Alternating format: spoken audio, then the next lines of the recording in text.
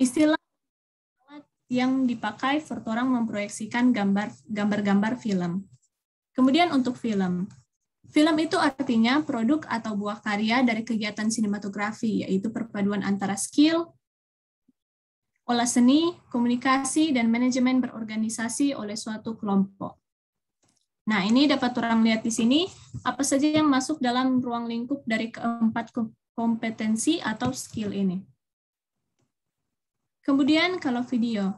Video ini dapat dimaknai sebagai salah satu dari sinematograf, alias sebagai alat. Tidak sama dengan sekarang, pengambilan video cuma DP gerakan saja, tanpa suara. Kalau sekarang, kamera video dapat merekam suara dan gerak sekaligus. Sehingga dapat disimpulkan bahwa film, video, dan sinematografi merupakan unsur sekaligus bentuk dari teknologi audiovisual. Next, ada unsur-unsur dalam sinematografi. Nah, unsur-unsur dalam sinematografi, pertama ada unsur utama, itu terbagi menjadi visual gerak, audio, dan jalan cerita. Nah, visual gerak merupakan lambang komunikasi visual yang disajikan dengan metode fotografi, yaitu tanpa cahaya maka tak ada gambar. Audio berperan untuk memperjelas maupun mempertegas pesan informasi maupun komunikasi yang terkandung dalam unsur visual sinematografi. Kemudian jalan cerita. Nah, jalan cerita ini kalau orang bandingkan dengan gambar biasa itu cuma bisa ditafsirkan sendiri oleh orang yang melihatnya. Sedangkan kalau karya sinematografi relatif memiliki makna yang universal dari berbagai penonton yang melihatnya. Jadi, berapa banyak pun karakter orang yang bauni, pasti yang dorang tangkap itu cerita yang sama. Next, ada unsur penunjang. Unsur penunjang ini ada setting, properti, dan efek. Setting atau lingkungan tempat pengambilan gambar adalah tata ruangan yang menjadi objek visual untuk tiap adegan yang memperkuat jalan cerita dalam film. Setting dapat berupa buatan ataupun alami. Kemudian untuk properti ini meliputi kostum, tata rias, dan segala perlengkapan yang gunanya untuk memberi kesan alami maupun dramatis pada cerita yang akan direkam, baik itu di dalam frame maupun di luar frame. Kemudian ada efek. Efek ini meliputi efek gambar, suara, cahaya, transisi waktu, hingga bahkan special effect yang didesain secara animasi putar. Gunanya untuk memberi kesan dramatis pada cerita. Next ada fungsi film. Film ini tentunya punya fungsi yang berbeda-beda tergantung dari sudut pandangnya. Kalau dari sudut budayawan, film berfungsi sebagai produk budaya dan sebagai media komunikasi massa yang memperkenalkan budaya tersebut ke dunia luar. Kemudian kalau dari sudut pengusaha, film berfungsi sebagai komoditas dan sebagai produk atau jasa penjualan dan penyewaan, supaya dapat menghasilkan keuntungan, baik itu sebagai penghasilan individu, institusi, hingga negara. Kemudian dari sudut pemerintah, film berfungsi sebagai sarana penyampaian informasi dan propaganda. Propaganda ini maksudnya itu menanamkan ide ke masyarakat sebelum ide itu direalisasikan. Kemudian kalau dari sudut seniman film berfungsi sebagai media aspirasi masyarakat dan media aktualisasi dan ekspresi seni. Seniman film juga biasanya menggunakan film untuk mengkritik. Next, terakhir, dari sudut masyarakat. Dari sudut masyarakat, film berfungsi sebagai sumber informasi dan wahana berkumpulnya keluarga. Maksud dari wahana berkumpulnya keluarga itu kalau rupa orang nobar alias nonton bareng dengan keluarga. Film juga berfungsi sebagai hiburan. Lalu jenis-jenis film. Nah, jenis-jenis film ini dari isinya dapat orang bedakan jadi film fiksi dan non-fiksi. Tentu sejelas tuh orang yang mana film fiksi dan non-fiksi. Kalau film non-fiksi itu contohnya film dokumenter.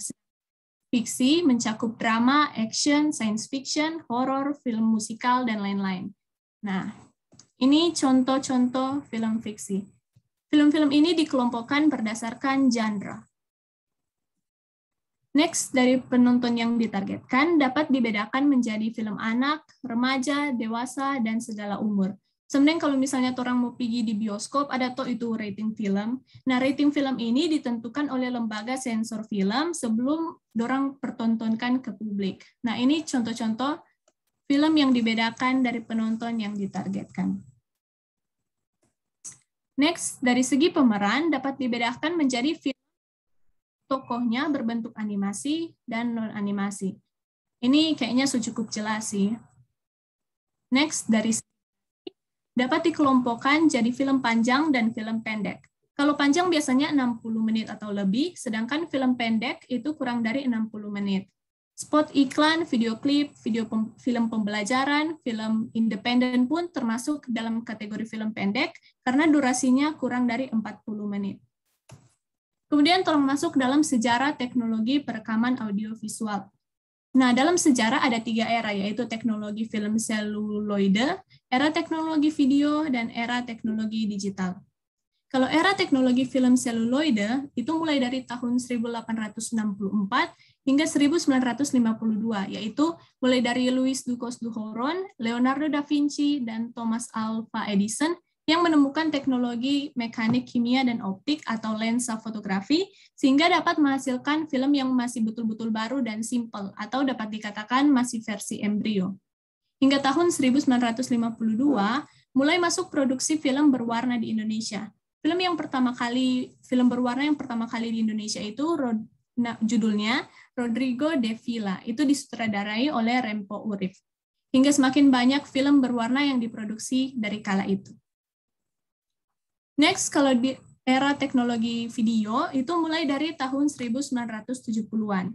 Pada saat itu ditemukannya pita video yang mempermudah pembuatan dan penyajian film. Selain itu, bobot kamera juga jadi lebih ringan, dan kamera ini sudah memiliki 3 jenis kamera video sebagai perekam, yaitu standar profesional, standar semi-profesional, dan standar home use. Nah, pada era ini juga dikenal 2 format yang sudah menjadi standar internasional. Kalau sekarang kan yang orang sering lihat itu kan MP4 toh. Nah, kalau dulu itu yang terkenal itu format PAL dan format NTSC. Namun, kedua format ini DPFPS berbeda atau frame rate per second. Sehingga kalau misalnya mau edit atau mau putar, itu harus dalam player tertentu. Kalau format PAL, DPFPS 25, NTSC itu DPFPS 29 sampai 30. Next, kita masuk di era teknologi digital. Pada era ini semuanya semakin berkembang, seperti sudah sistem teknologi digital, digitalisasi kamera dengan kode biner, dan tidak lagi menggunakan pita kaset, CD, DVD, atau hard disk. Format-formatnya pun semakin beragam. Di sini ada MPG1, MPG2, MOV, FLV, dan sebagainya. Semakin ke sini, pengambilan video dapat dilakukan dengan handphone, seperti yang orang semua pernah backing. Selain itu juga dapat dilakukan dengan berbagai jenis kamera lainnya. Setelah itu, orang lihat bentuk penyajian teknologi audiovisual. Nah, pada saat ini ada 3 bentuk penyajian teknologi audiovisual. Yang pertama, penyajian linear atau non-interaktif. Ini ciri-cirinya ditayangkan dari awal tanpa intervensi apapun dari audiens. Jadi audiens itu merupakan penonton pasif. Contohnya tayangan di bioskop maupun di televisi. Yang kedua ada penyajian semi-interaktif, yaitu yang ditayangkan dengan campur tangan audiens, tapi campur tangan audiens ini masih sangat terbatas, hanya berupa kalau rupa orang nonton dari VCD, DVD, maupun PC atau HP, itu orang bisa pause, stop, rewind, dan lain-lainnya. Yang ketiga ada penyajian interaktif atau non-linear, di mana audiens bukan lagi sebagai penonton, tapi user atau pengguna. Contoh yang paling gampang itu video game. Kalau di video game kan orang boleh atur DP aksesoris toko, setting, bahkan DP jalan cerita. Terakhir, orang masuk di implementasi sinematografi dalam teknologi pembelajaran. Nah, sebenarnya dalam sinematografi itu bukan hanya tentang film atau video saja, tapi skill yang orang pelajari ini dapat orang pakai dalam mengembangkan produk multimedia berbasis komputer hingga optimal. Contohnya kalau di sini ada yang suka jadi desainer grafis, terutama di bagian animasi, seorang desainer grafis ini dapat membuat estetika tampilan animasinya jadi lebih optimal dengan menggunakan berbagai angle, posisi in atau out of focus, tilt up maupun tilt down tampilan, dan lain-lainnya. Untuk itu, mempelajari sinematografi dalam era digital ini akan sangat membantu seseorang untuk mengembangkan karirnya di bidang teknologi pendidikan atau pembelajaran. Nah, setelah orang belajar poin-poin tadi, dapat orang sadari bahwa peluang belajar sinematografi itu sudah terbuka lebar sekali for orang. Contohnya kalau di sekolah-sekolah ini kan sudah ekskul sinematografi itu rupa sekarang ini.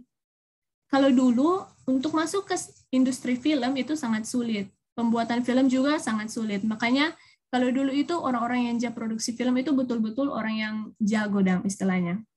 Sinematografi ini dapat orang pelajari asalkan ada kemauan untuk berkarya dan tentunya yang paling penting itu komitmen. Tidak mungkin orang belajar pakai After Effects hari ini contohnya dang. Kung DP besok itu orang langsung jago. Untuk itu, kedepannya semoga orang semua lebih serius lagi untuk belajar dalam ekskul ini. Dan tetap ingat bahwa sama dengan Gina dia bilang tadi, orang semua ini sama-sama belajar. Demikian, terima kasih.